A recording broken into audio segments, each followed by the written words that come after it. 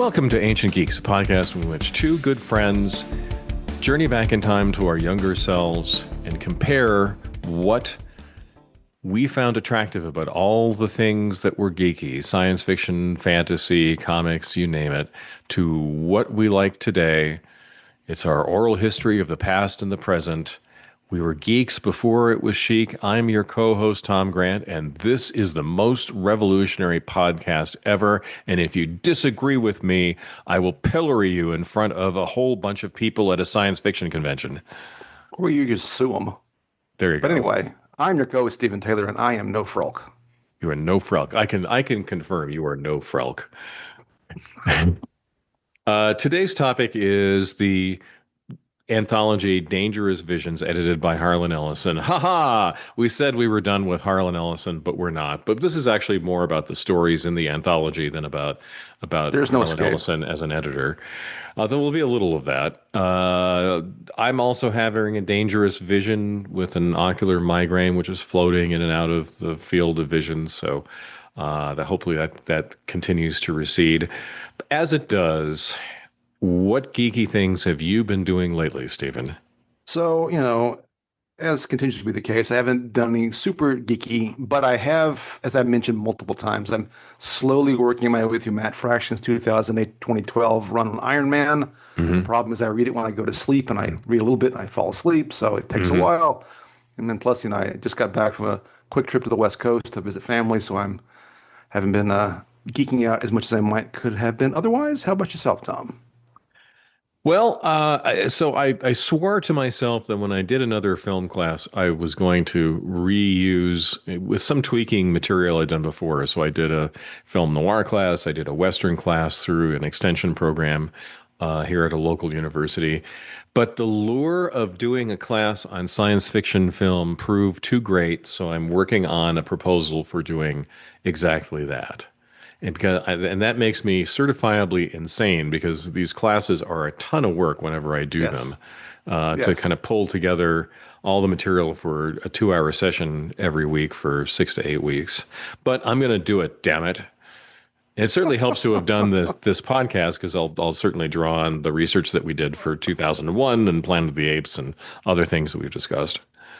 And Flash Gordon, no doubt. Absolutely. And the original Dune movie.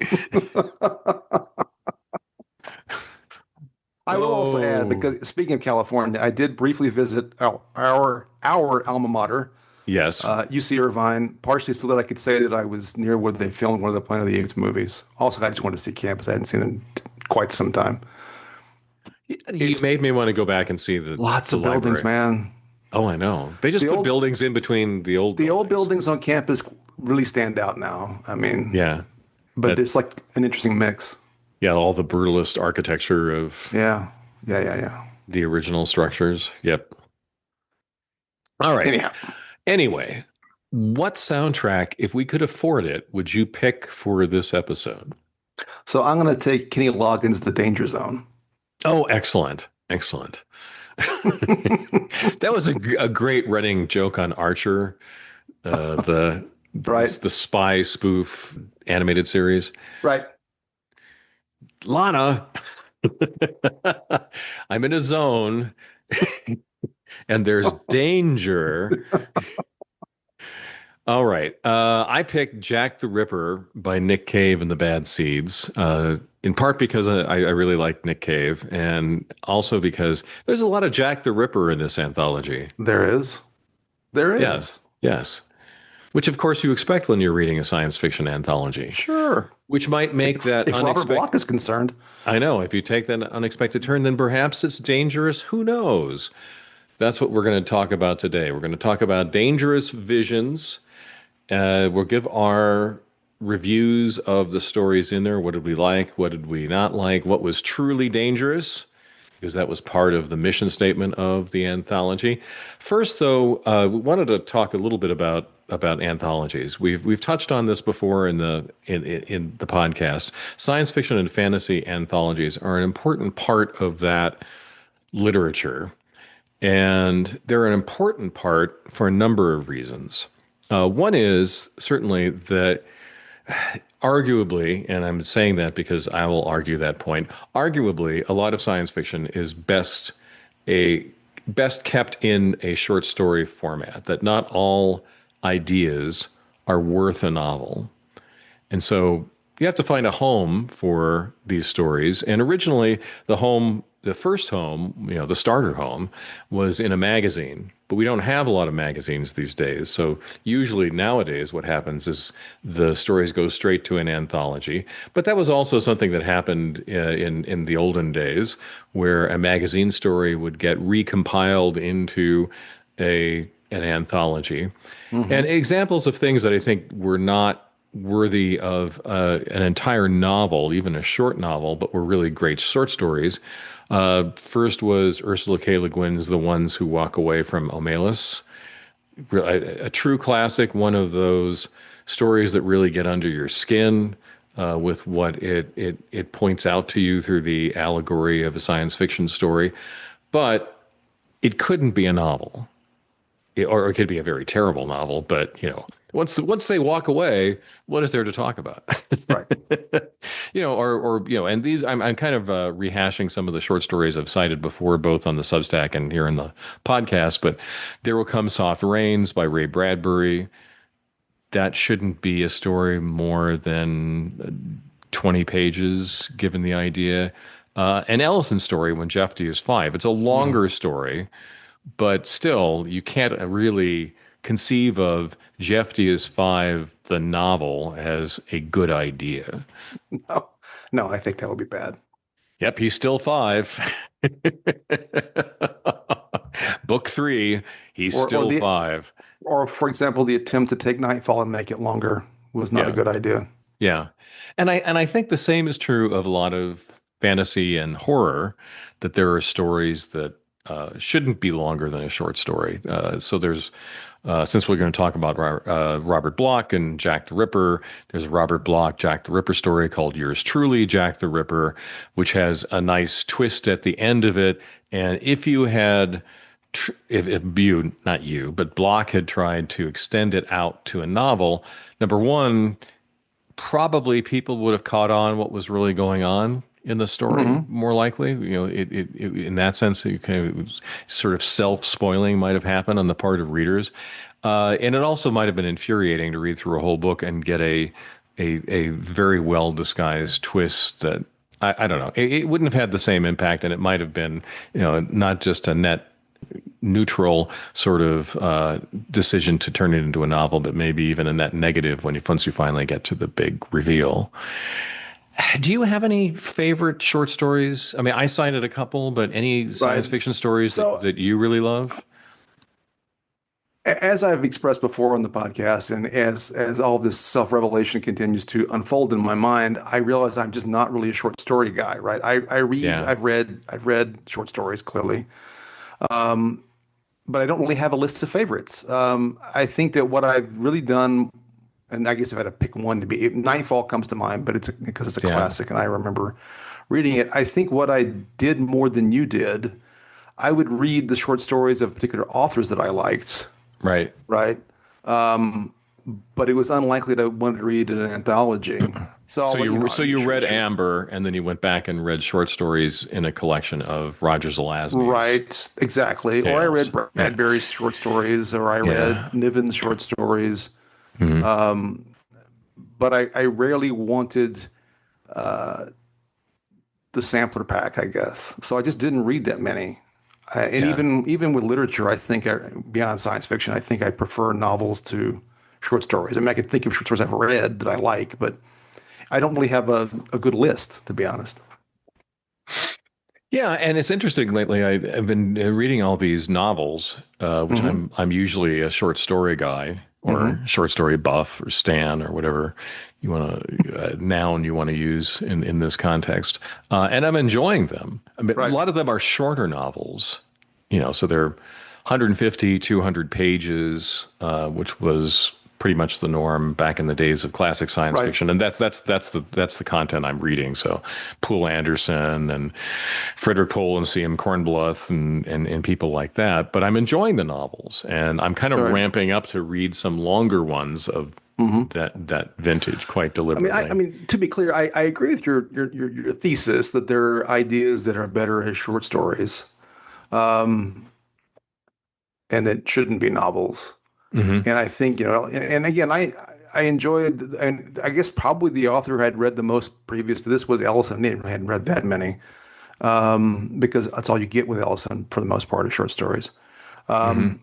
I think that this foray, funnily, I don't mind a long novel. But with the short stories, the shorter they are, the happier I am. And not because I'm necessarily in a hurry to get through them. The ones that really can pack an idea in a few pages, I find the most enjoyable. Agreed. And kind of, I have interestingly an opposite strategy to yours. So I Hmm. will often, if I'm interested in a new author or there's some buzz about them, I'll look Hmm. for the anthology of their short stories, and then if I feel any kind of resonance with the writer, I'll read a novel by them. Yeah, it's definitely the opposite for me. And I think in my limited experience, they all and I can't think of a good example, but I just have this sense. So I'll lay it on the table, and you can disabuse me of the notion or agree with me. It Okay. seems that though some authors though are just better at one form than the other, right? Oh, I agree. So in some Yes. ways, I always found it kind of difficult to make that connection because to try to see a short story writer then go to novel or novel to short story. It often their Hmm. skill set is in one or the other. Yeah. Yeah. Well, I'm looking at my shelf over here of recent paperback acquisitions. So Keith Laumer, Hmm. I think was definitely a short story writer, and I've Yes. I've read some of his novels, and they're all pretty short, but I think he did much better at that length of a short So story or a novella than he did as a novel. So that's what I almost brought him up. So, because I did read, it's been a long, long time, and I kind of want to go back and reread some of them again, or read the ones I didn't read, Mhm. the Retief books. But those were really more novellas, right? And they were short story, but they were not novels. No, the Retief series, I mean, I think it really shines when it sticks with short stories. And Yeah, the same was with the Bolo series, which were right. a bunch of short Yeah. stories. So that's an example of something I did enjoy as short stories, but I like the fact that I was reading. This is my preference, I guess, that they were all kind of still in the same universe, same characters, and Hmm. And so I can see like the way like it was like Sherlock Holmes stories, right? They're short Hmm. stories, but there's still a broader world being investigated, which I just prefer, I guess. Yeah. And I do like that. But Hmm. again, I have this risk mitigation strategy about reading the short Hmm. stories first. Uh, s- all right. So as we've said, kind of another So I'm important braver than function. you, is what you're saying. Yeah, I'm a coward. I'm a lily-livered yellow belly. Or I'm just cranky when I get into a book that's 600 pages Mm, and I am halfway through and I'm wondering, do I really want to finish this? no, that's totally fair. Do I And have I've gotten more cranky as I've gotten older. Yeah. Have you ever thrown a book Throwing a out of book, frustration? I don't I think I've ever have. done that. Yeah. I have. Not with Well, anybody else present well, you are because I Mr. don't want it to Negative. be carted off to the loony bin, but I am Mr. Negative. All right. So we said one of the other functions of anthologies was the single author anthology, which Yeah, introduced you to an author. Also, there were fun anthologies that might introduce you, maybe even just to the genre as a whole, or right. subgenres. So, like, there was a famous anthology with Bruce Sterling edited that was a sort of an introduction to cyberpunk back in the 80s. Hmm. And there are plenty of others, whatever the theme was, whatever the subgenre was, maybe like transhumanism stories or whatever, that there would be an anthology that would give you a good smorgasbord like introduction to all of that, whatever the topic was. Whatever that was. Right. And also, too, as I said, there was a commercial function to anthologies that they would give extra money to authors who wrote something really striking in the pages of Analog or Amazing or the magazine of science fiction and fantasy, and it was good enough to be included in someone's anthology, and they got a little extra money for that. Right. A lot of the anthologies were best ofs that I started reading, like Best of the Year was a common theme. Generally anthologies had a mix of quality though, even the best of ones. So there might be Right. a best of the year. You read through it and you said, well, I like this one, this one, this one. I hated this Right. one. Right. These were kind of meh. And in fact, we're going to use the good, bad, and meh scale for the The discussion of famous, stories today. Our the fa famous, our patented oh, sure. good, bad, and meh scale. Um, the anthology then was also not just extra money for the authors, but also increased their notoriety. You might be completely unaware of a particular author and be reading a best of anthology for the year, and someone jumps out that you've never heard of before, that they say, okay, I want to go find other things by this author. There were anthology editors who became famous for doing a good job of pulling together these collections. I just want to mention some of their names because they're important figures in science fiction. Terry Carr, Judith Merrill, Gardner Dozois. Robert Silverberg was not just a prolific writer of short stories and novels, but also an important editor. Ben Bova, Frederick Pohl, Michael Moorcock. We tried to kind of promote the new wave writers through the magazine that he edited, as well as anthologizing things. Groff Conklin, Damon Knight, Anthony Boucher, Lester Del Rey is a very important figure in science fiction history. Martin Greenberg, who always had these very fun anthologies. He was a lot of the themed anthologies I read over the years were Martin Greenberg's. Isaac Asimov was a anthologist. David Hartwell nowadays, Ellen Datlow. So these people serve an incredibly important function in the genre for all the reasons that we cited before. There are important sort of landmark anthologies. We're going to be talking about one of them today. The focus is on one of these, but I also want to mention a couple of other ones. Like one of the first of these anthologies was Adventures in Time and Space, which I picked up just the other day, and I'm going to read through that because these also give you a good kind of they function like a time machine. You can jump back in time and see what the genre was like at that moment.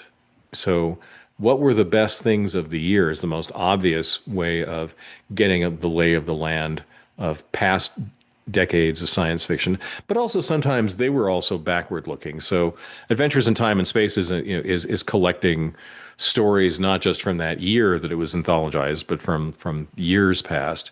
So you get a sense of the contours of what people thought science fiction was, what kind of story was really worthy. Anyway, in that sense, then I think from a historical perspective, anthologies are a great way to delve into the past of the genre. And I think probably, at least for me personally, maybe you never read this, but the Science Fiction Hall of Fame, which people voted on which story should be included in it. And there were two volumes. One was short stories, one was novellas. They were edited by Robert Silverberg. I think that's in my early memory of anthologies, the one that really stands out. Not just because anything called the Hall of Fame almost screams you should read this, but also the stories were really good. Yeah, I guess I didn't listen to the screaming. I didn't read it. No. I have no ears and I can't hear your scream. Exactly.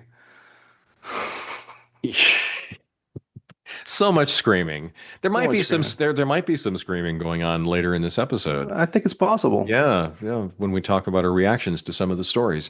Okay, so this then is an important anthology, not just because Sure. it serves all the functions that we talked about, but also because Harlan Ellison, in developing this anthology, wanted to do something very different from both a commercial and an artistic standpoint.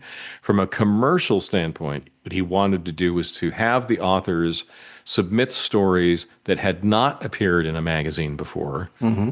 and therefore, sort of like direct to you through this anthology, you would see something for the first time, which is good for the anthology. You'd be more Sure. excited to read it because these are Sure. brand new stories. But also then the authors wouldn't have to rely on a tiny amount of money from each anthology that they had a story in, but they would get paid a significant amount for each submission. The second part of it was that Ellison felt that a lot of writers would self-censor for the Hmm. magazines. and they Hmm. wouldn't write things that they thought were important bits of science fiction because they just didn't think that the magazine editors would go along with it. And so Ellison said, I want you to go out of your comfort zone. I want you to publish something here in the pages of this Dangerous Visions anthology that you don't think would get published anywhere else in the magazine world. Let's make this anthology truly dangerous. So there's a lot of new material here. It's a Right. long anthology. Yes. It's the stories range from very short Yes. to quite long.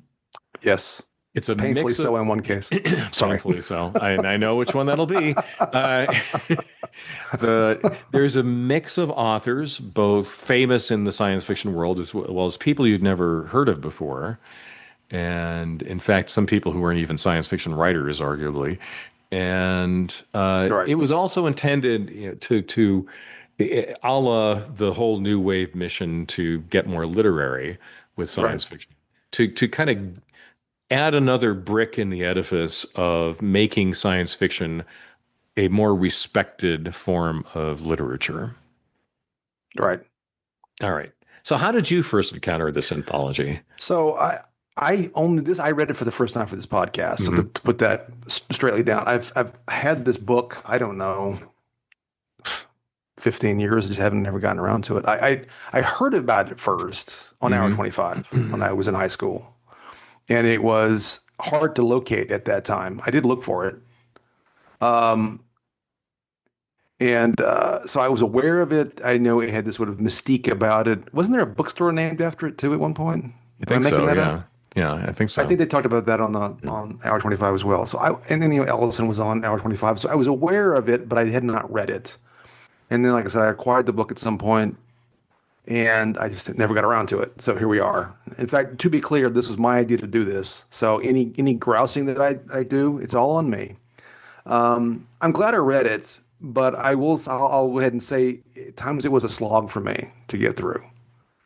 Maybe just other things I had to get done, um,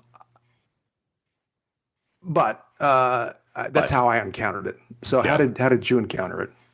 uh, I think on the shelves of our bookstore, Hmm. we had this, and I read it because I was in my early Ellison Sure. phase, and it, it it was attractive because it was a mix of people I knew and people I never heard of before, Hmm. and you kind of trusted Ellison's opinion of what was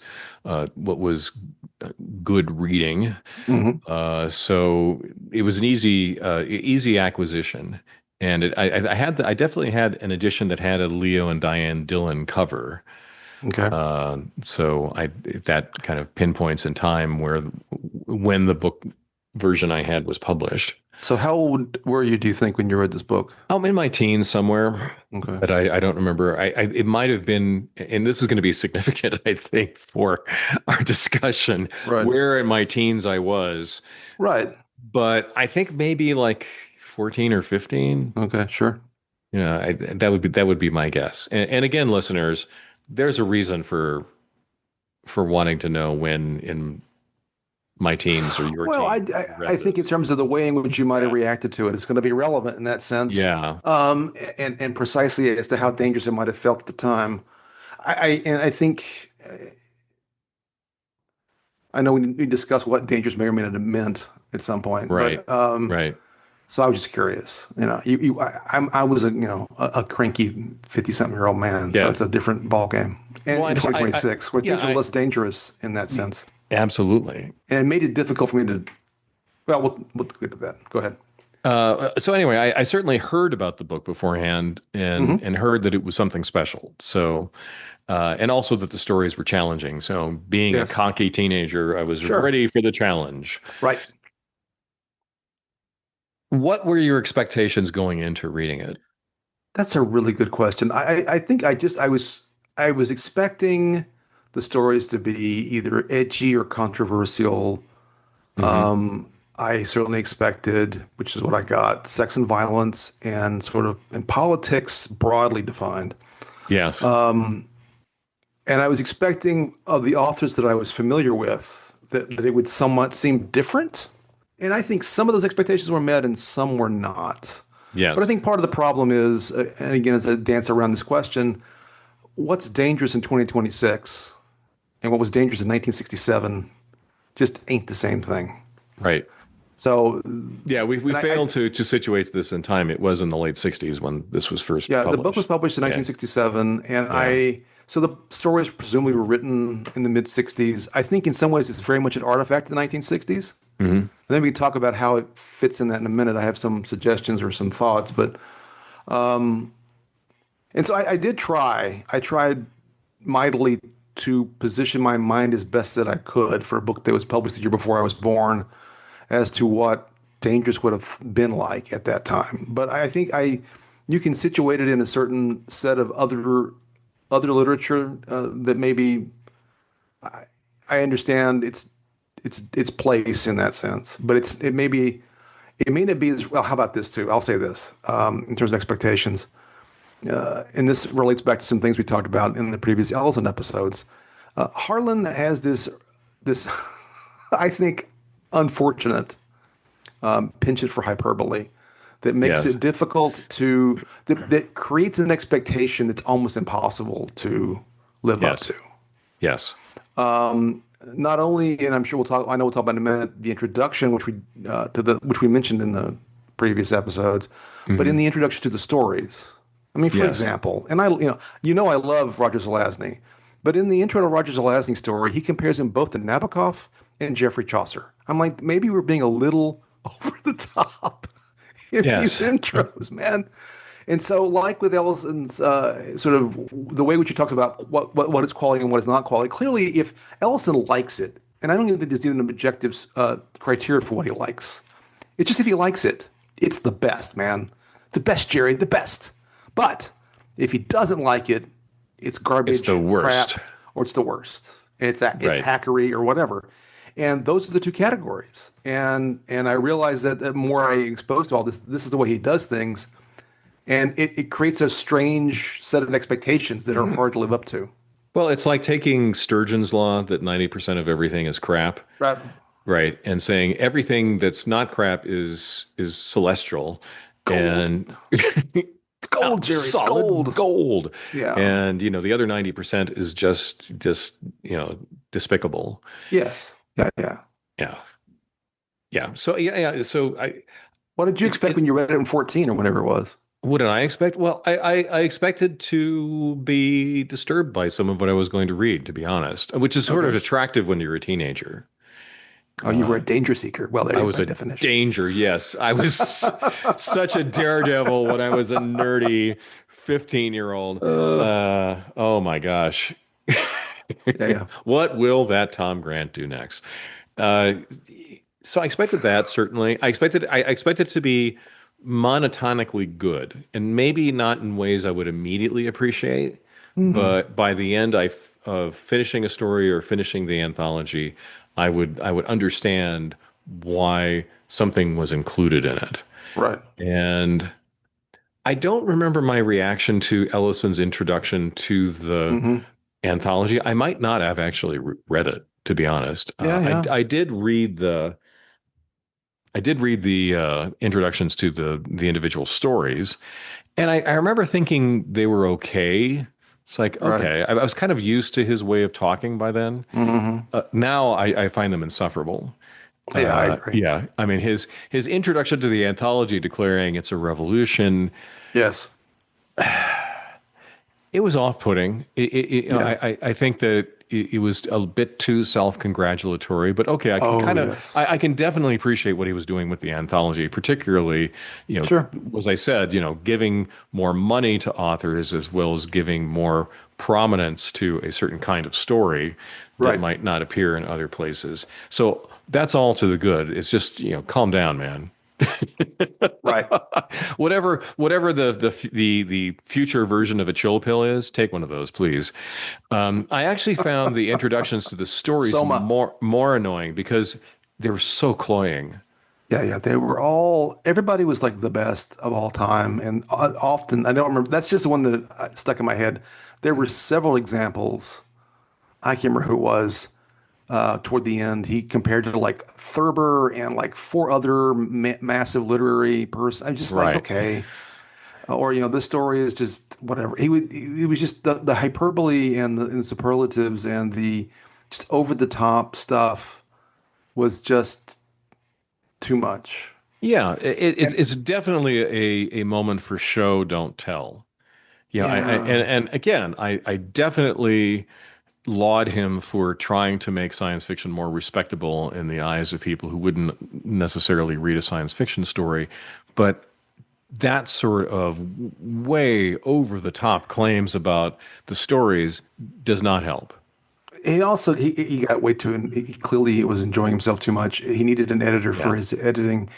I Yes. think each one of those intros should not have been more than a few paragraphs. Right. And And he sometimes they should have go on for limited himself. pages. Oh, pages. One was like almost as long as the story. Right. A couple of them actually. Yeah. And yeah, and I just started skimming them toward the end because I'm like, all right, I'm kind of done with this.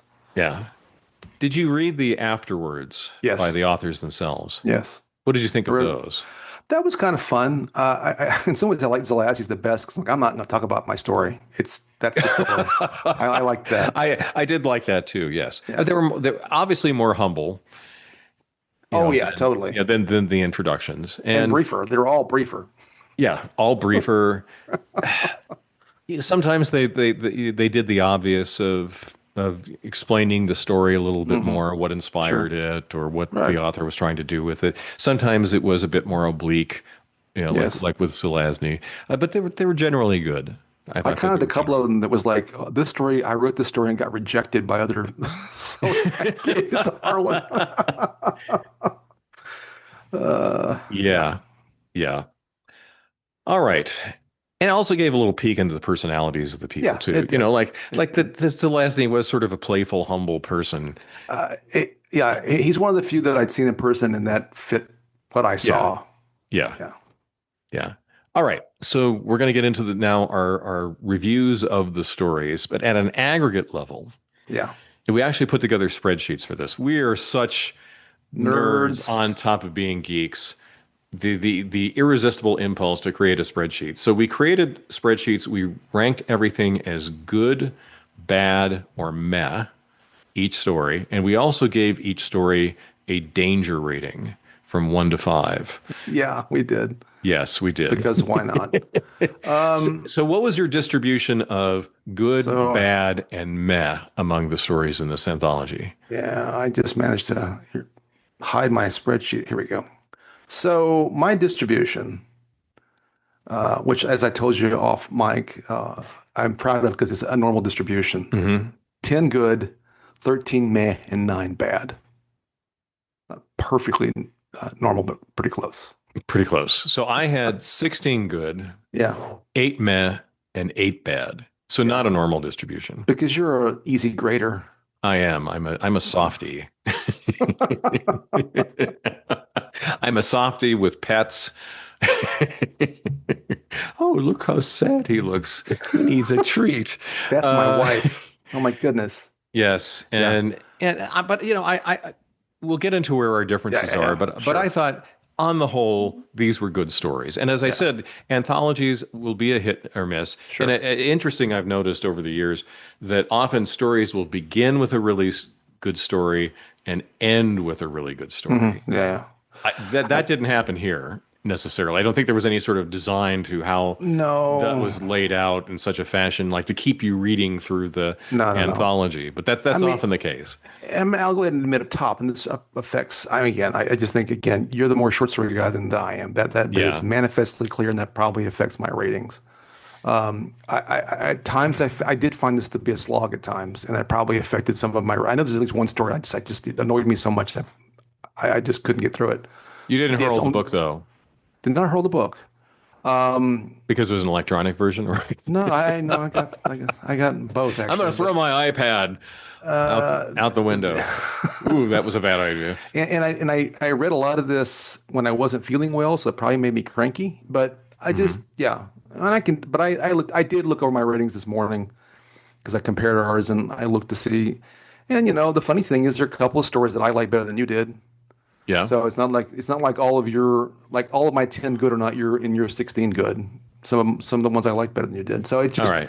there's no account for taste, as they say. So there's that. Right. So science The, fiction is supposed to be the literature of big ideas. right. Which story made you think? So what the way I dealt with this. So do you want to have the danger ratings too right now, or do you want to wait on that? Oh, let's do the danger rating. Sure. So what was your Because I average think danger it rating? all kind of goes together for me. So how did you decide what danger was? Danger, I thought was, uh, I would put several possible factors into the equation. One Hmm. would be, was it something that really did stretch the boundaries a lot for where science fiction was at the time? Right. In that sense, it was dangerous and which it wasn't respectful of the conventions of science fiction. I Okay. also thought danger would be, does this make me personally uncomfortable? Right. And maybe even a little queasy. Right. And that could be both in the sense of just something that the average person would find nauseating. Right. Like there's a number of stories in here where there's cannibalism, Right. and there are other things in here which we'll get to that were a little bit stomach churning. But I no thought fava that beans. no fava beans, no nice Chianti Fine. either. Chianti, no. Fine Chianti. Fine. Yes. Just fine. Just fine. Just fine. Just Sort fine. of a passive aggressive rating of the Chianti. Sure. That's fine. Exactly. That's right. Yeah. So those are my concepts of what dangerous would be. And when I say nauseating or stomach churning or those Right. things, I mean that not just in the sense of like splatterpunk horror, but Right. Right. but Right. also like in a way that cosmic horror might make you uncomfortable, that man Right. is an insignificant dust Right. mote in the cosmos, that sort S- of So, discomfort. yeah. Um, I, what I thought about was the degree to which that the subject matter of the story was discomforting in some way, especially for a reader in the 1960s, Yeah. or that certain topics would have been considered controversial in some way. And Hmm. although, again, I think I still discounted it some because of my temporal perspective in the first quarter of the 21st century, or moving into the second quarter. I I really kind of think about those ways. So things like certain kinds of religious themes, certainly sex and violence, which are the main things. I Hmm. also think, and I didn't think about that right now, because the way you said about the personal, I think you tend to be more reactive to this stuff than I am. So I'm not surprised that your danger Hmm. ratings are slightly higher than mine. Interesting. Okay. I don't even know Because I am a exactly how. coward. That's exactly right. That we've already Right. established this.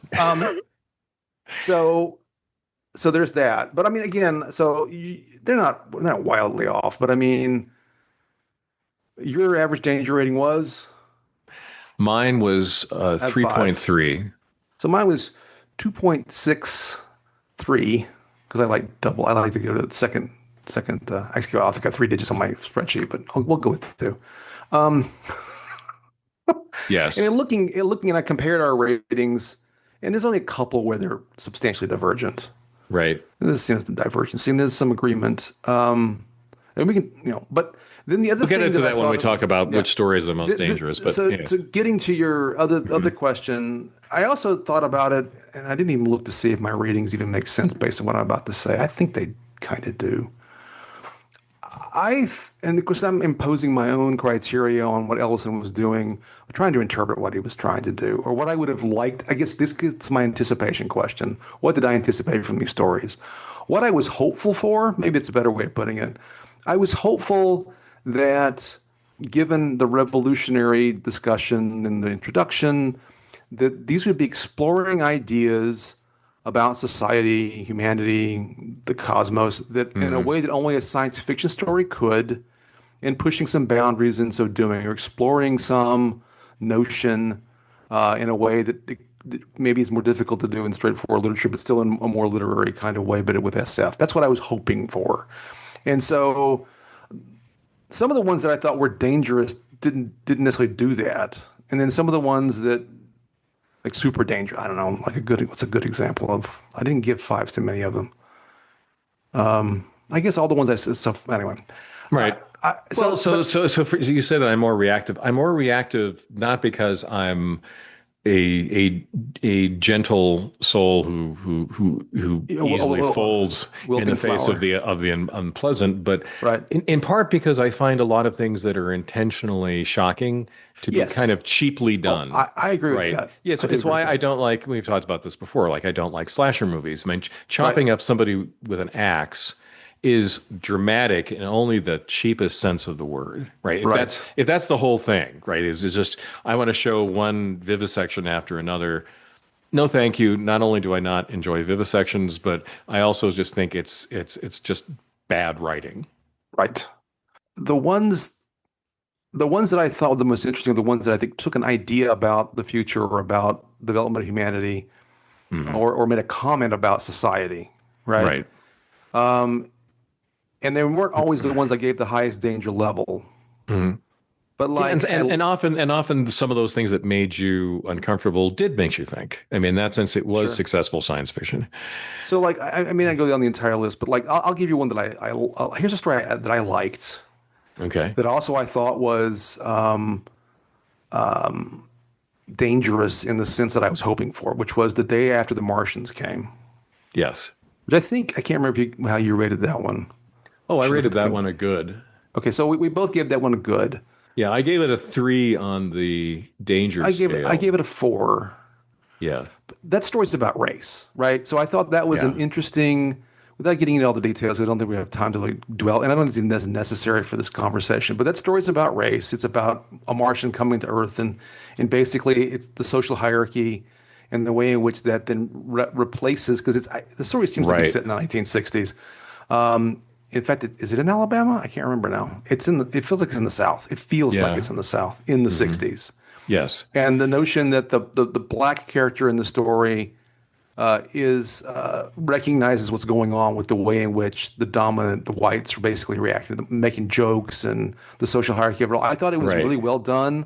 Well, It was not a we should say what the story does, which is sure. to say we find Martians Hmm. and humanity finds them repulsive, ridiculous, Yes. contemptible. Yes. Yeah, because of their differences. Yes. And the whole story is really just a series of what would have been racial jokes, but Yes. repurposed for Martians. Right. And it's really well done in the sense of like the guys sitting around the local bar or the Yeah. salesman at the used It's a car hotel. Yeah. dealership, Yeah. Yeah. who are cracking jokes about, Martians, which are really then, stand in for black people or Asian people or whomever. Yeah.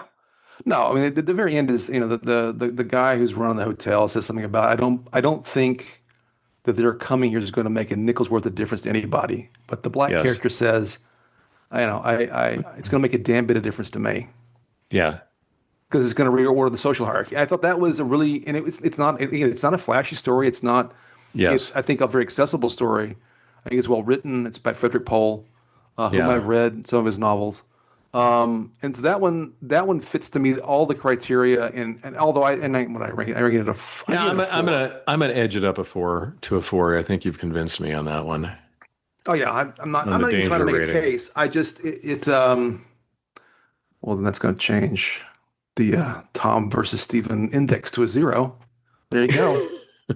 Um, so But it's also, I thought it also was dangerous in the sense of saying that maybe when we do encounter aliens, they won't have sort of a grand historical right, impact on us. that's And or there was there's a really good story by Dan Abnett I read one time, which had the same point, not without the allegory on racism, but it was just saying, well, the aliens came and they talked to us and then they left and then we just went on with our business.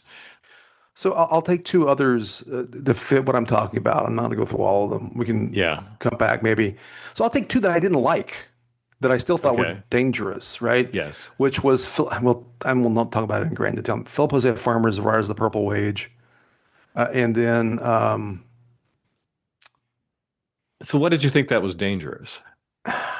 I thought was dangerous about it. I thought it was an interesting social critique about the possibility of planned society in the future and dealing with Hmm. technology and its implications for politics, society, and economics. Yeah. And I got real frustrated with the story, and then I kind of dialed back a bit. I almost gave it a meh, but I ended up with bad. Although I gave it a danger level of 4 Yeah, because because it deals that society is quasi-utopian. I mean, at least in the sense like people can pursue an artistic career and right. have a decent living wage and so forth. Well, But yeah. it's also awful in a lot of other ways too. Yeah, you only give it a 2 on danger, but here's the case Danger. I'll make for danger. I think that it embraces and talks about free love in a pretty extensive way. It talks about ambisexuality in a way that does not demean homosexuality. Abortion Yeah. is a key component, and then sort of the contraception issue. Plus, there's this rather unpleasant bit about love is a physical manifestation of parents like stimulating their children's genitalia. I mean, it was pretty shocking in that sense, right? So, and then I think the social critique is significant in the way it talks about, yeah, the way in which because of the development of Hmm. the economy the way it is, and people living in these sort of hutches, I can't remember what they called it, not clutch, hutch, whatever Well, rabbits it's live in a sort hut. of yeah. Uh, The way they live in cities and the way they migrate around, there was discussion about religion and I'm actually talking myself into meh instead of bad. The reason I found the story frustrating is it is way too long. It's way too long. There is too many digressions into strange imagery just for the hell of it. Clearly, the James Joyce thing came to me before I got to the James Joyce part. I just mhm. felt it did feel like, and I've only read one Joyce novel, and that was plenty. But I'm aware of how dense his prose is. And it just, the beginning makes no sense to me at all. And I didn't try too hard, but there's a lot of sexual imagery, which that didn't upset me, but I didn't understand it sounded like he was playing with various phallic and homoerotic images just for the heck of it, but I couldn't figure Yes. out why. Like the whole bit about Batman and Robin at the beginning, like I don't know what's going on, and really, I don't think a narrative really starts to unfold until about halfway through the story, to where I can really Right. figure out what's going on, and I don't think it's because I'm dumb or because I'm not a smart man. It's not because of that. It's because it was annoying.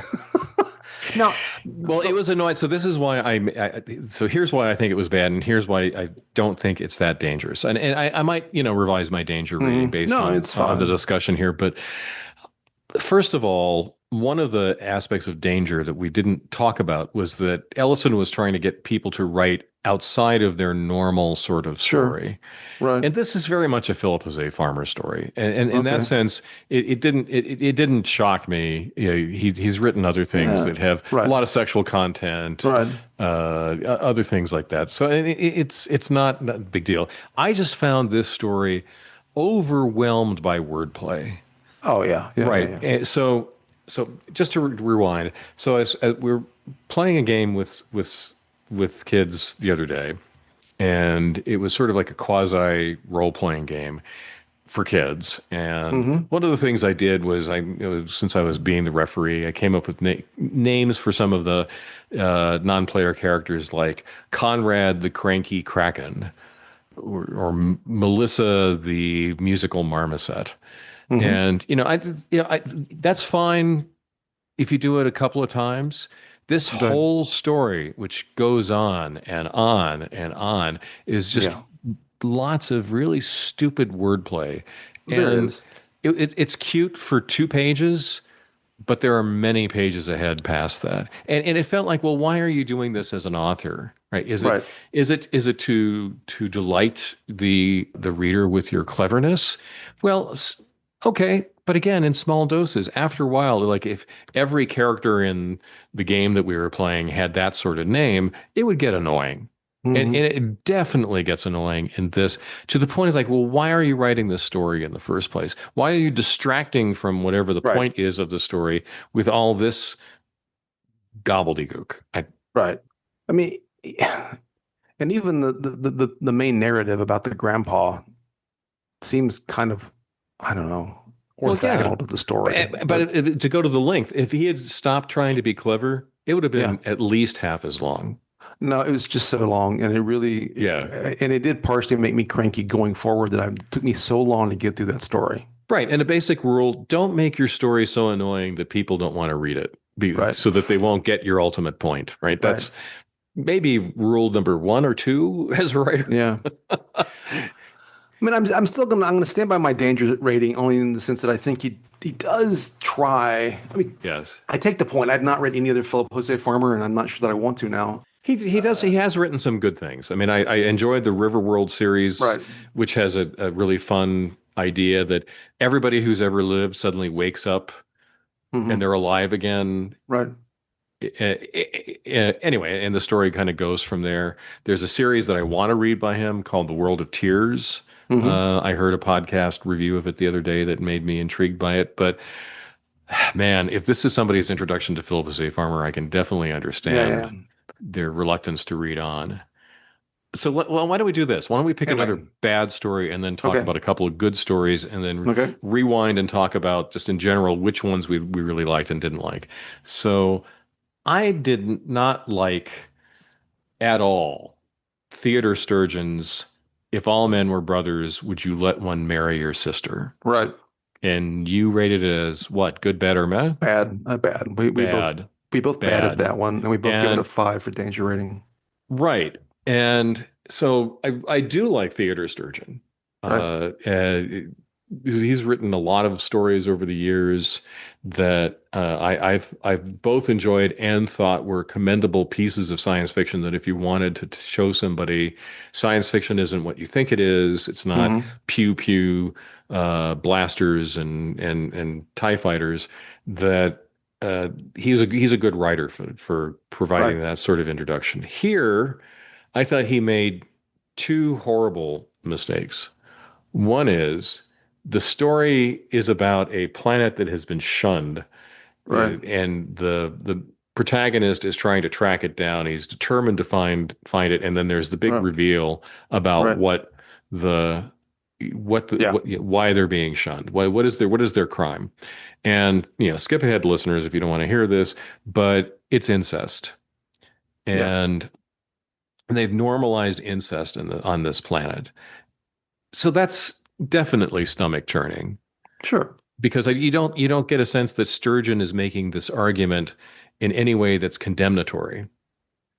Like That's these true. people deserve to be shunned. Right. The other part of it is it's such a badly written story. That's the main. Yeah, I mean, that's not the main problem, but right. it's a huge So problem. you go through pages and pages and pages, and then there's this monologue by somebody who's laying out that Yes. culture's argument for why making the unmentionable, the hideous, somehow acceptable.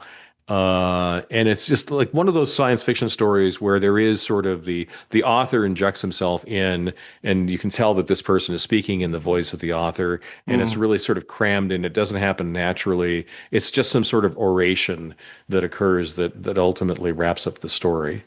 And it's funny, like I remember like when I read the Riverworld series by Farmer in the last book, there's sort of that sort of moment when everything's mystery, like why is this happening? Why have Hmm. all humanity been brought back to life and so forth? And there's like a monologue by one of the characters there that explains everything as exposition dump. But there are plenty of other examples in science fiction where Right. that just like is kind of breaks your belief in the writer at that moment.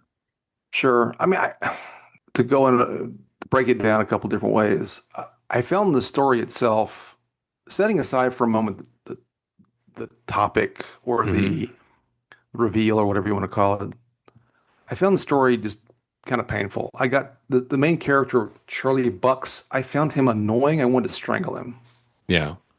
I didn't understand the argumentation with the whatever it was called, the assessor. I'm like, what are we doing? it just felt obnoxious and overdone. And then the way in which the revelation takes place, I thought was kind of ham-fisted. Hmm. I'm not even sure that I'm as, I mean, to be clear, I'm not a defender of incest, but I'm not even sure that I found it, that part, the notion that, and I thought this, I did, not only is it a five on my danger scale, but I think it fit my overall notion of at least exploring some idea how something like this could develop. Hmm. I mean, the notion as a general matter that a society might evolve like this in a science fiction context isn't outside the realm of thought, I guess. And it is, I don't know, the story seems to want the shock to be, how do I want to put it? It I don't know. It wants the shock to be so high before as it then it kind of tries to deconstruct the shock. But I'm not sure that the story does as good of a job. It's just I think the story just wants to say just saying the word incest is all you have to do to create Right. all the revulsion. And I'm not sure the story does the work for that necessarily. I don't know. It just it was an annoying story. I didn't find the shock to be as shocking as Sturgeon wanted it to be. I didn't find his little discourse to be all that useful, and I don't know. It just I didn't like the story. The Yeah. story's bloated too. It's a bloated story. Yes. Unfortunately, yes. And also too, I think that to go back to what we were kind of saying about our definitions of dangerous, let me bring up cosmic horror again for a moment. Hmm. Yeah, just those moments when you realize we are, to go back to Planet of Beneath the Planet of the Apes, you know, you living on a small planet in the vast cosmos that is completely uncaring. Yeah, that's a dangerous thought, right? Like we go about our days thinking that we are, the center of the universe. We're truly cosmically important, and when we're taken down many pegs, whether it's by virtue of H.P. Lovecraft's positioning us as, just all these malevolent forces who just are ready to grind humanity down, or other things where we find out that, we have a smaller place in the universe that we thought maybe in like traditional science fiction where humanity is just one among many, many species and not even a terribly successful species by whatever standard exists in galactic Mostly, civilization. mostly harmless. Yes, mostly harmless. Whatever the means is, I mean, that is dangerous to us, Or Sure. if you write a story that says all the things that you spend your life writing about are ultimately unimportant, and you Hmm. wasted your life just worrying about nonsense and trivia, Hmm. that's dangerous. I think dangerous in the sense of the slasher movie or George R. R. Martin, killing Hmm. people right and left just Hmm. because of the shock value of building up a character and then killing them, or just saying dangerous equals sex. And I know it's the 60s, but of course it's the 60s also in the sense that, Sure. fairly bohemian time among, especially among one particular subculture. Again, just seems too easy. And there are other stories in this anthology that are very much focused on sex. And it's like, man, it's men now. And I really wonder how shocking or dangerous it was even Well, then. that's fair. I think that again, the way I was assessing it, and maybe why I graded it the way that I did in general, is I still Hmm. was assuming that the danger was in some ways to the author and to the audience, and therefore was at least somewhat relative to publication standards and mores at the time. The vision part to me was, did it really take those ideas in a science fiction way? And part of why I gave this a five, and even consider it to have it, I think the story actually at least meets the criteria, even if I didn't like it, Yeah. because it does suggest what might happen with in this situation in which humans can colonize multiple worlds with relative ease, Hmm. and what kind of cultural spinouts might happen in a particular self-selection situation. Right. Um, and the argument that Sturgeon makes is that if you take the procreation out of it, what's the big deal? I mean, I'm not going to have a big debate about this, but but that's the argument, right? Right. And so it's a discussion about the way different societies might develop. So I can take that. Again, I don't think it's a very good story. I don't know that No. it felt shocking to try to be shocking for the sake of being shocking. But again, the main character I don't care for in the story is bloated and so forth and so on. All right. Well, Anyway, why don't we pick out a couple of stories that we liked that were right. dangerous? So what were we talking about the more? I like the Jigsaw Man. I thought that one was now the danger level in that one I give a three. Yeah. But I did think it was fit the vision of the story of the book because it took a notion, which the Jigsaw Man is by Larry Niven. It's basically about the fact that we can in this story, Hmm. organ farming becomes an easy thing to do, and you can prolong life theoretically infinitely if you have enough organs. And Right. so the motivation for the criminal justice system is to make everything into a capital offense because you can have plenty of organs that way. Right. Because there's such a demand that the Yeah. perverse incentives for making jaywalking into a capital crime Yes. are too great. So I thought that it was a well-written story, and that I thought it took the notion of, some no, because Niven talks about this in his afterword about precisely where his inspiration was, and it's essentially what I just said and what you just said. So, well, I gave it a three because it wasn't as like shocking, but it's about politics, it's about perverse incentives in society, it's about violence. Yes.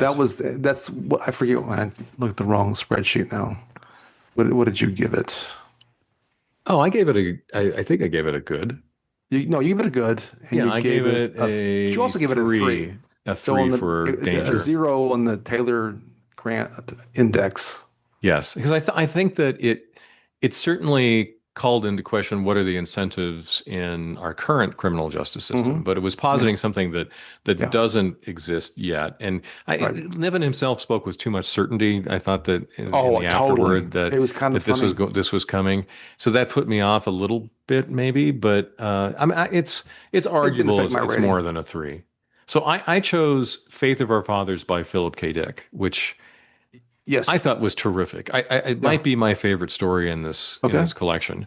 And I mentioned cosmic horror before for a reason, and because it definitely applies to the story. Because this is a Philip K. Dick Hmm. story in every possible way. It questions the nature of reality.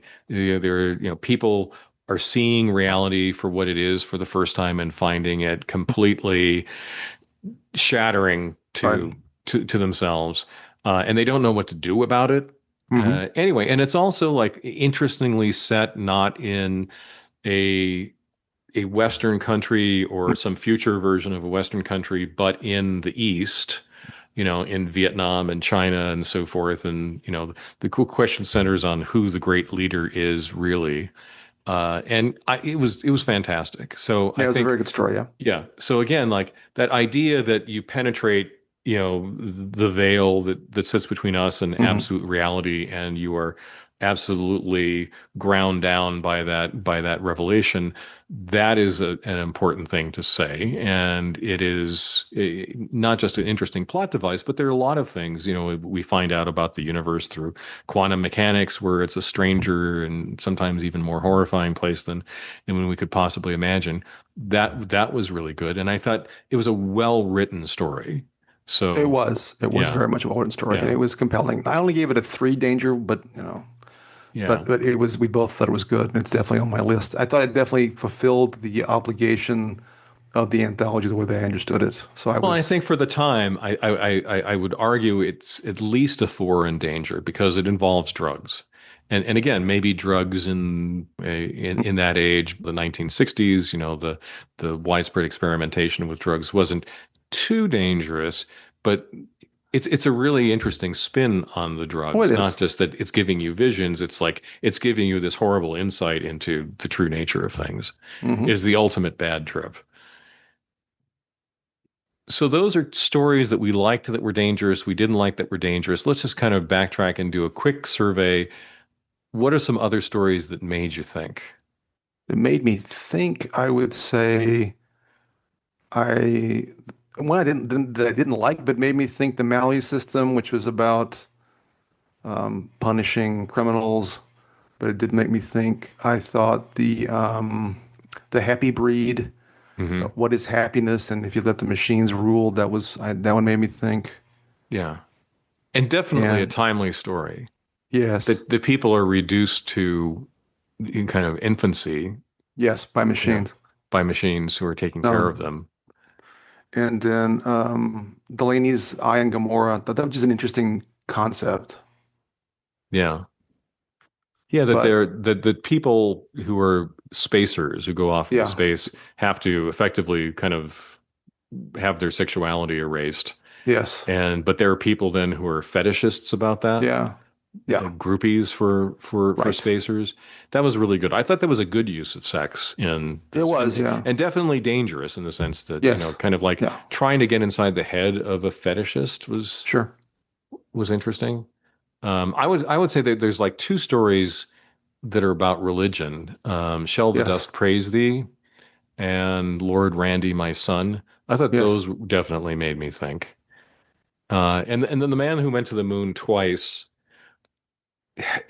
kind of in an echo of what we were talking about before, that sometimes the truly miraculous, the truly awesome things in the world or the universe are sometimes lost on Hmm. people. I liked that story. I like that story. Yeah, and I had some of the other ones down that you'd cited. Which did you enjoy reading? The Just a ones I fun enjoyed ride. reading the most, I liked The Day the Martians Came. I liked by Frederick Pohl. I liked The Jigsaw Man by Niven. Faith of Our Hmm. Fathers by Philip K. Dick.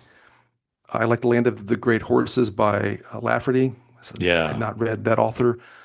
I liked more than you did. I liked Test of Destruction by Keith Laumer. It could be a little shorter, but I like the way he writes.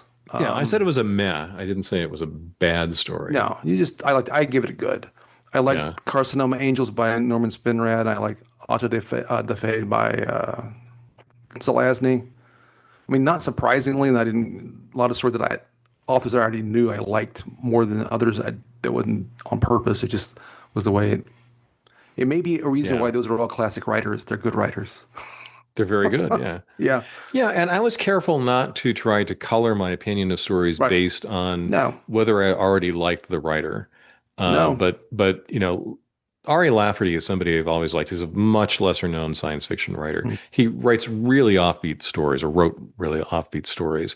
And I thought Land of the Great Horses, in which suddenly Mm-hmm. people are compelled to leave where they are Mm-hmm. and go someplace, and it's a mystery what's really going on there. And then the ending, which I Mm-hmm. don't want to spoil, but the ending is great.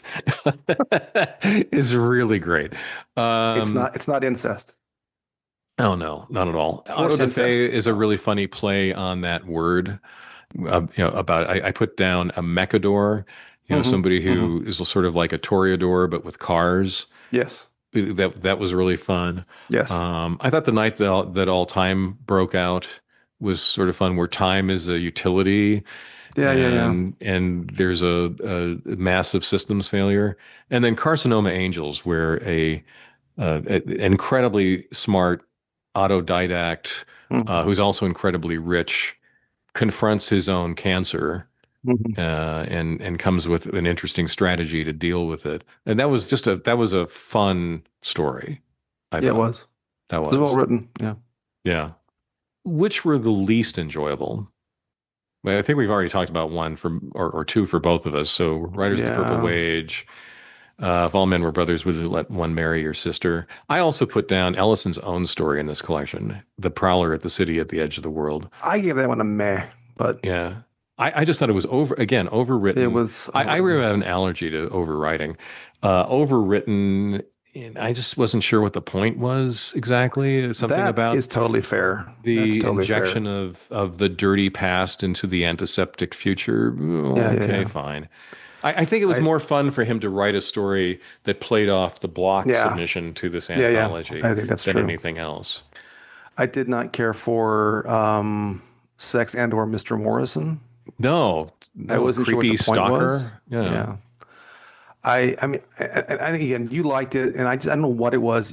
Poul Anderson's Utopia, I couldn't get through it. It's the only story in the anthology I couldn't get through. Yeah. I just something about it deflected my brain, and I tried twice. Probably his writing style, which Yeah. I found a little difficult in this story, to be honest. I mean, I just reread The Broken Sword several weeks ago by Hmm. him, and and even there, where he's like deliberately writing in this sort of Norse saga sort of voice, Hmm. Yes. I found it easier to read than this particular story. One Anything you else on the liked that onion? I didn't care for. What was? How did I Which rate one? it? There's just some that I just didn't. The one about well, I gave it a man. You gave it a good. Like gonna roll the bones. It just didn't do it for me. Trying to Yeah, see if I there mean, any other disjunctures of yeah. serious So that's Fritz significant. Leiber trying to write a folk tale Yeah. about a compulsive gambler, and he goes to this gambling den, and people there, the big gambler seems to Hmm. be, the devil or death or Right. both. Anyway, I guess I maybe it's liked it because better I like those When Charlie sorts of Daniels did it. stories. Yeah. Okay. But I'm trying to see if there's any disjunctures on this list of significance. I like the Lombard story better than you did, although it was too long for what it was. Yeah. It also had that sort of weird coincidence value to it. It was kind of a Twilight Zone story. There are a couple that I said were Twilight Zoning. That Yeah, was one of them. and so that's something I was going to ask is what stories here were really good examples of meh. And I would say the ones that are like a Twilight Zone story, like The Dollhouse. Yeah, that one was. We both gave that one a meh. Yeah. The Even Song by Lester Del Rey, we both give a meh because it was kind of, I don't know, it felt kind of cliche. A Toy for Juliet, we both gave a meh. Robert Yeah. Bloch's M- Murder and Mayhem story. Yeah, The I thought the Dollhouse J.G. was Ballard very much, story, about a carnival that is there's something off about it, and then some rowdy sailors show up, and I gave it a bad. they get their just desserts. Yeah, I thought it It was was, still an okay story for me, but it didn't really get out of the escape velocity needed to be a good there were story. a couple of times, and I did try to combat this. 'Cause like I said, I was reading through this and kind of slogging through, and I wasn't feeling well for a couple of days, but I'm like, at some point I decided, and this is part of where I was with Utopia, and I think that story also the recognition by J.G. Ballard. I'm like, if you're not engaging me, it's not my fault necessarily. 'Cause I'm trying. And that one I just didn't care. I simply didn't care. And that's why I ended up giving it a bad. Same thing I kind of have, although, what was another one that I didn't. I mean, well, I didn't. Go said the bird. I found that pointless. Yeah. Although but It was just like that was, a vignette from a post-apocalyptic setting that yeah, didn't yeah. really have much of a point to it. I Sometimes thought. it's a dog eat dog world, I guess. Anyway, Yeah, and then like John Brunner, a writer I really like, he did a mess story in here yeah, about I a thought that was, robot god. yeah, Yeah, that was just sort of, okay, that's fine. yeah, I agree. So which is more forgivable in your mind? Is somebody who is a otherwise good writer who writes a mess story, Hmm. or an otherwise good writer who tries something really ambitious and it's a bad story? I'll give points for the trying something that doesn't work than just being mediocre, Yeah, I will too. as long as it's not all the time. But in this But also at context, the same time, not every idea turns out to be a great one. right, that's So right. I'm definitely forgiving on that particular score as well. Yeah, agreed. Yeah. All right. Did anything really seem different from the other authors' works? I thought about this. I don't know that I can, I mean, of the authors that I'm familiar with, I mean, Niven's work seemed a little different than what I'm used to from Niven, right? It was more earthbound Hmm. and not particularly, but again, you're more well versed in some of these people than I am. Okay. Is Well, something that maybe it's stuck an out for unfair you? question. So I put down Fritz Leiber's Gonna Roll the Bones. Okay, that's I don't true. That's remember true. him writing a sort of Damon Runyon like story the way No, that that's a good. I this do have was. familiar. I did read some library back in the day, and yeah, I agree with you. That one really is a deviation. That's a good call out, I think, right there. Yeah, and I'll also say Shell the Dust Praise Thee. I don't remember other Damon Knight stories being Yeah, quite like that one. that's something one I've read, I think. Yeah, So there you so go.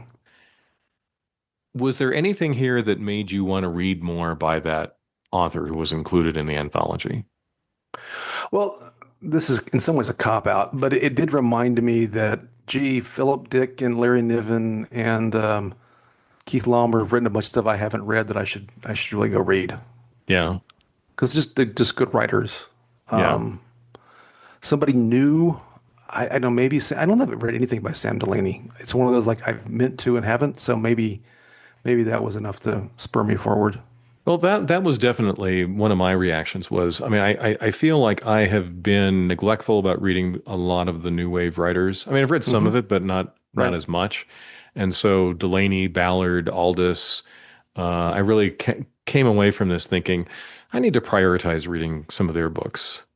I also thought Norman Spinrad because Hmm. Spinrad, in some respects, style-wise and choice of topic-wise, I think is he's Ellison adjacent, Hmm. and I'd be interested kind of revisiting his works to kind of see how I feel about him. He Right. wrote like a an alternate history novel, The Iron Dream, that I would probably put on the list of things I would reread of his. Okay. What made you not want to read anything more by the author? I think we may have covered that, but Yeah, uh, yeah, yeah. It's all the, I guess the thing is a lot of them are so nondescript that I probably have no interest in looking them up. I mean, obviously stories I did not like. I mean, I'm less inclined to read anything by Philip Jose Farmer at this point. yeah. I don't want to track And down anything more by Go Go Go said the bird. no, Uh, Sonia Dorman, yeah, and the stuff. surprisingly, Carol Emshwiller too. You know, I've encountered her marginally over the years, and Hmm. Yeah, I don't remember really disliking her work as much as I right, really disliked this one. But right. it didn't make me feel like I wanted to seek her out more. No, If she I shows up agree. in another anthology, I'll read it. But I definitely don't want to seek her out based on this story. Was there any kind of pattern to the lesser known authors whom Ellison picked for this? Because there are a lot of people here, again, weren't not only were science fiction and fantasy writers you might not have heard of, but also were not even known in the community at all, I think, Right. in some cases. I don't know what pattern did you tease out? I would say there's a lot of magical realism Hmm. in those stories. You know, so we didn't mention, where is it? Like Jonathan Brand, Encounter with a Hick, you know, which is where God shows up as Yeah, a yeah. character, or Jehovah, or some manifestation of God. Hmm. What was the French one again? What happened to Auguste Clairaut? That's it. What happened to Auguste Clairaut? Clairaut, Uh, pardon me. Pardon my French. Oh dear. you know, that was sort of a magical realist story. I think there was also a number of parodies. You know, like David Bunch's two stories, Incident in Moderan and The Escaping.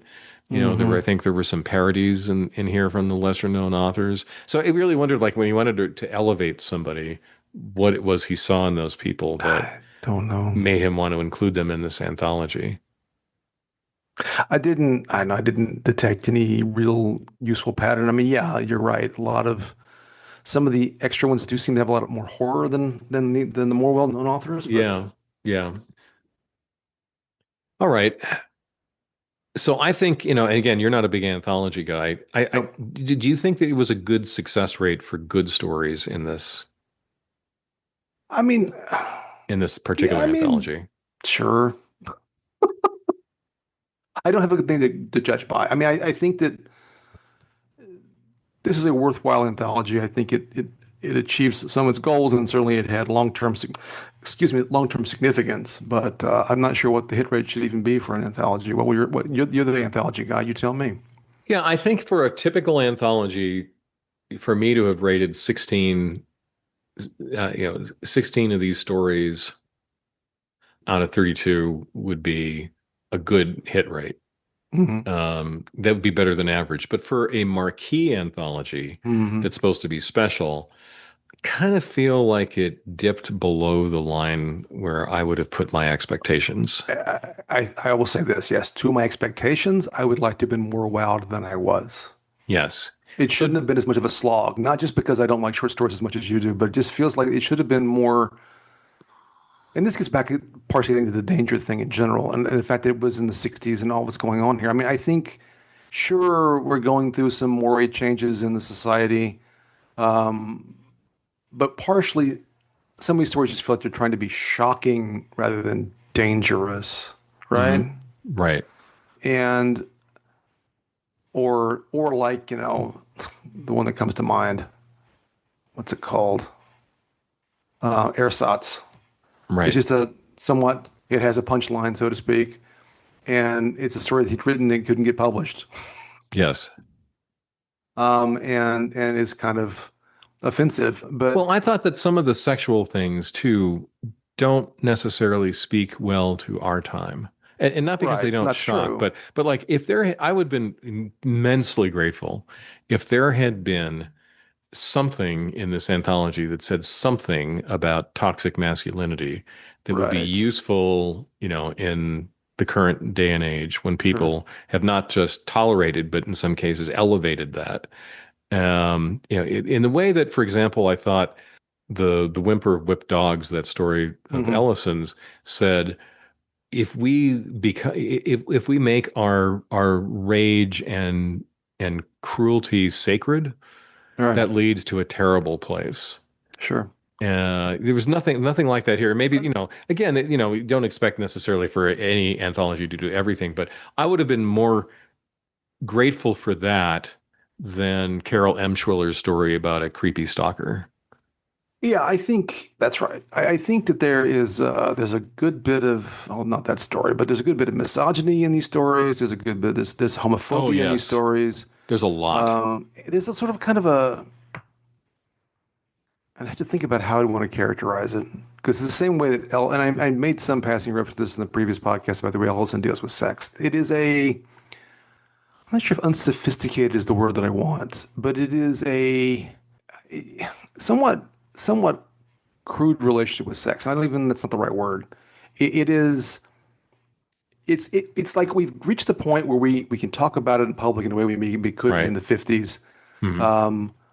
And it tends to be sort of male centric and kind of almost violent at times and lacking in intimacy in a certain kind of way while still being, an intimate act. But it just, there's a certain sex is shocking, I guess, and also as sometimes just an object for exploration without really getting deeper into what human sexuality may mean. That I would like to have seen a more sophisticated kind of approach. But again, it's the 1960s. I get it, but I don't know. I, I ramble, so I'll leave it at that. But So I really resonate with what you just said okay. because this is an anthology which I think does a good job of presenting different sexual preferences. Hmm. Whatever the age is, I appreciate the frankness of that, and not necessarily about incest, but about homosexuality, Right. bisexuality, fetishism. Okay, all fine. Right. However, Ellison himself, and we're talking about a certain amount of bigotry here. At one point in the introduction to the Samuel R. Delany story, Hmm. says the writer of swashbuckling adventures is a pathetic little homosexual who still lives with his invalid mother, because he's trying to say something about how there's a difference between what your image of an artist or a writer and when you find out the horrible truth about them. And I think the Right. phrase pathetic little homosexual is contemptible. Oh, he drops the F word several times in those intros too. Yes, and in an anthology where people are trying to preach tolerance Right. towards That's people of right. different sexual preferences. That really stood out for me. Well, and that's a good point. And I can't remember, I cannot remember exact quotation, but I remember having that same kind of, I know it's a product of the age to some degree. So Hmm. I'm not trying to be too anachronistic in my critique, but that's, I think, kind of what I'm getting at. There is, on the one hand, this notion of sexual liberation to some degree, or a recognition of the topic in a way that had not been previously done, but also still having this retrograde view of certain aspects of Hmm. sexuality, right? Hmm. And I know part of this is the evolution, but also it is, I guess a lot of folks in the heterosexual male really in a lot of Ellison's writing, and again, to what I remember you talking about him and Robin Williams talking about all of his sexual conquest, that kind of thing, like that was Yeah. cool, but more nuanced discussions are not really present, and I think that's kind of what I find a little Yeah. off-putting. Well, so that leads to kind of one of our last questions here. Did this anthology succeed in its self-proclaimed mission? I mean, I think in part, I don't think it's anywhere near. Again, I know we both have slightly different ideas of what this means, and I'm not sure that Ellison and the authors knew what it meant. How dangerous this book is, how many, or that it has visions that are dangerous. It's less dangerous than I expected it to be, even Yes. trying to keep in mind what would have been the case in the 1960s.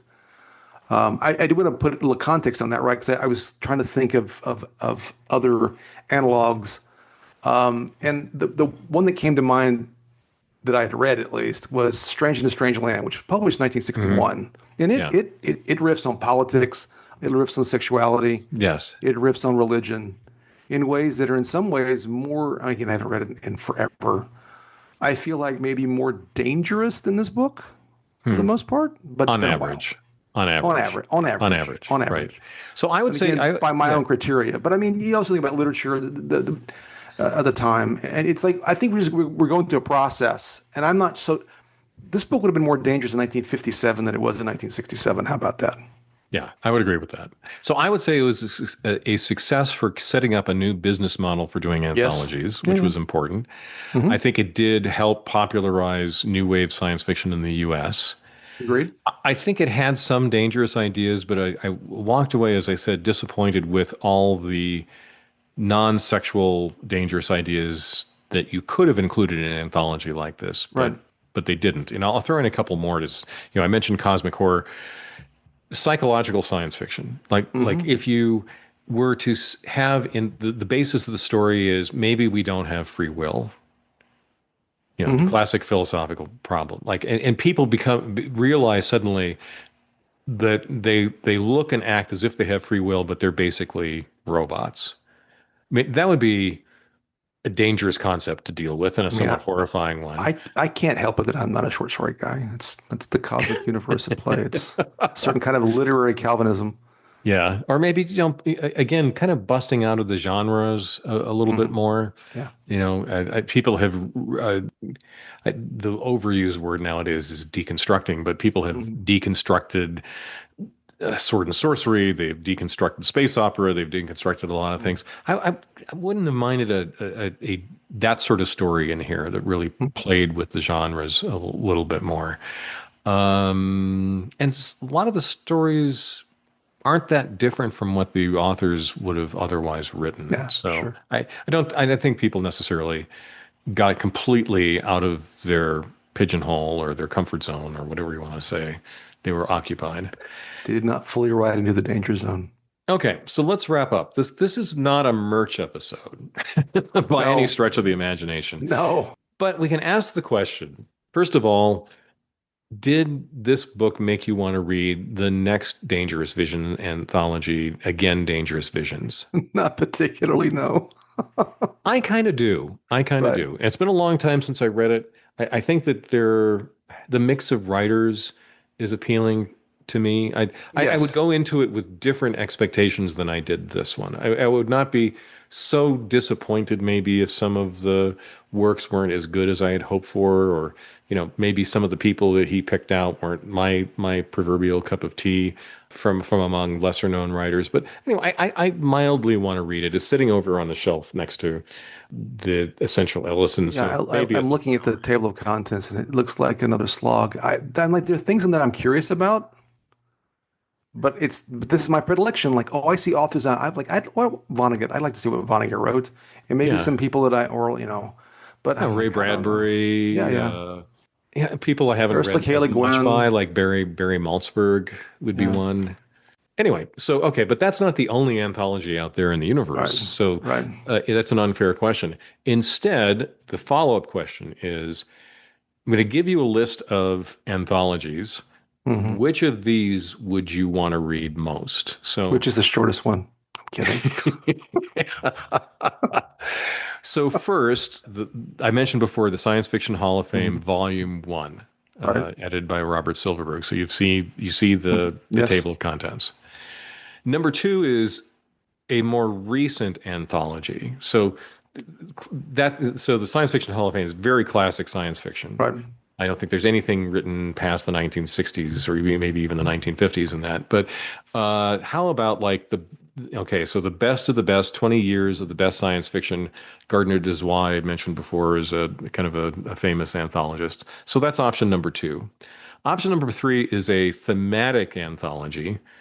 In this case, I picked one that's just about aliens. Bunch of Hmm. different science fiction writers writing about aliens. Fourth option is international writers, so the apex book of world science fiction. So get a flavor outside of the Right. the bullpen of writers who exist in the United States and Great Britain and maybe Canada a little bit, but people from all over the world. And then last of all, option number five is again Dangerous Visions. So which of those five would you pick? I think I'd pick the Science Fiction Hall of Fame Yeah, that's a strong contender for me too. I think because probably, you go ahead. well, it's got stories that I like should have read and haven't. Hmm. A couple that I have. And yeah, by authors that I feel like I should be aware of if I have not yet read them. So yeah, that's the one I'd pick.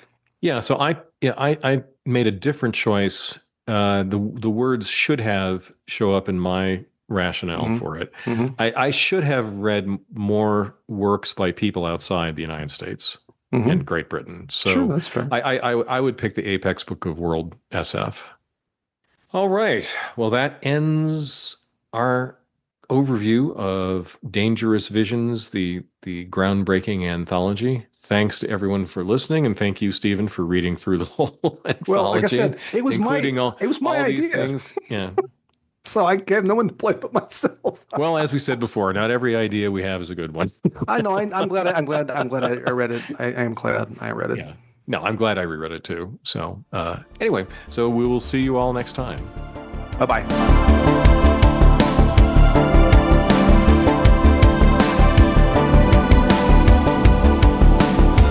That's probably enough dangerously envisioning for a single day.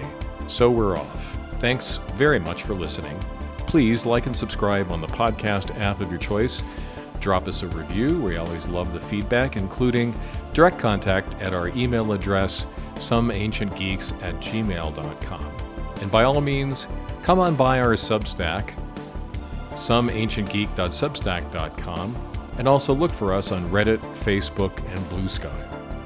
All content is copyright 2026, Tom Grant and Stephen Taylor. Music by Reversed Image, whom you can find on Pixabay. See you next time.